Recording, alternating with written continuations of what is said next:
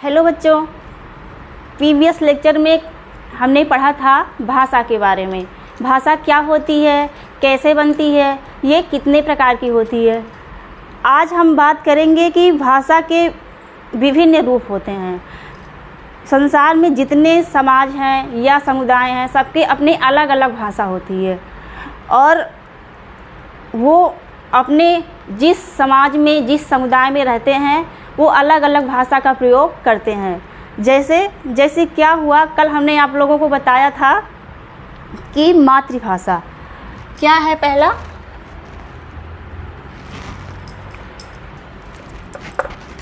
पहला क्या है? मातृभाषा।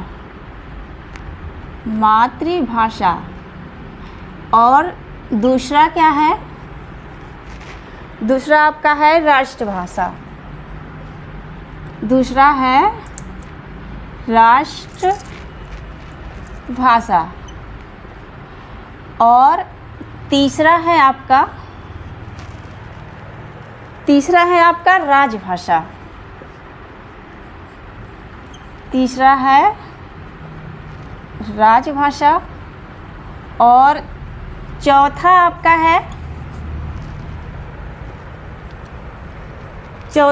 है संपर्क भाषा। ठीक है।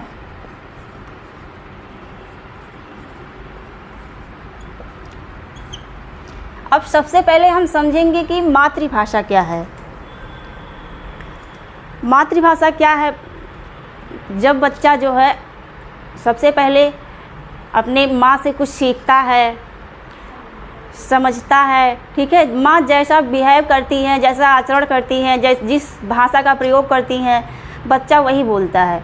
कभी कभी आप लोगों ने घर पे देखा होगा कि माँ कभी कभी छोटे बच्चों से जिस तरीके से व्यवहार करती हैं, तो वो भी वैसे धीरे धीरे वो भी वैसे सीख जाते हैं और उसी तरह का भाषा, व्यवहार, आचरण करने लगते हैं।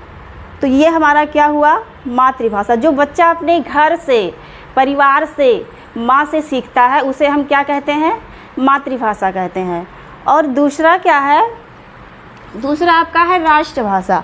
राष्ट्रभाषा क्या होता है कि जो है हमारे देश में अधिकांश लोग क्या करते हैं, अपने मतलब जहाँ निवास करते हैं वहाँ बोलते हैं, वहाँ की भाषा को, वहाँ की वाणी को सीख जाते हैं।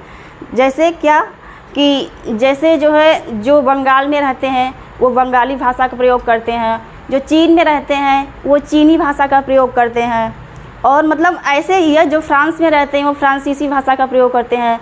जो जिस देश में रहते हैं वो उसी भाषा का प्रयोग करने लगते हैं। धीरे धीरे वो उसी भाषा का प्रयोग करने लगते हैं, उसी में जो है ढल जाते हैं। और अगला आपका है, तो इसे हम कहेंगे राष्ट्रभाषा। और आप लोग जानते हैं कि हिंदी हमारी एक क्या है? राष्ट्रभाषा है। ठीक है। और अगला है आपका राजभाषा, जो कि तीसरा नंबर है। राजभाषा क्या होता है? राजभाषा होता है कि जहाँ जो है इस भाषा का प्रयोग हम दफ्तरों में करते हैं, कार्यालयों में करते हैं, ठीक है। वहाँ जिस भाषा का प्रयोग किया जाता है, कहीं कहीं लोग अंग्रेजी बोलते हैं, कहीं कहीं लोग हिंदी बोलते हैं, कहीं कहीं लोग उर्दू भी बोलते हैं। तो जिस राज्य में हम जहाँ भी रहते हैं उस भाषा का प्रयोग करते हैं। हम जानते हैं, आप लोग भी जानते होंगे कि 14 सितंबर 1949 में हमारे इस हिंदी भाषा को राजभाषा के नाम से घोषित किया गया, जो कि हम हर प्रतिवर्ष क्या मनाते हैं? हर प्रतिवर्ष हम 14 सितंबर को हिंदी दिवस के रूप में मनाते हैं। तो ये आपका हो गया क्या? राजभाषा हो गया। और अगला आपका क्या है? संपर्क भाषा। चौथा नंबर आपका है संपर्क भाषा। जिस संपर्क मतलब जिसके साथ आप जिस संपर्क में रहेंगे, सिंपल सा बात है कि जिसके साथ आप रहेंगे, जिसके संपर्क में रहेंगे, आप उसी भाषा का प्रयोग करेंगे। कहीं कहीं आप लोगों ने देखा होगा कि कुछ बच्चे जो है गंदे संपर्क में रहते हैं, तो क्या करते हैं? उन्हीं भाषा को, उन्हीं आचरण को सीख जाते हैं और वो उसी भाषा का प्रयोग करने लगते हैं। तो ये हमारा क्या हुआ? संपर्क भाषा। ठीक है। बस आज के लिए इतना ही। तब तक के लिए आप लोगों को थैंक यू।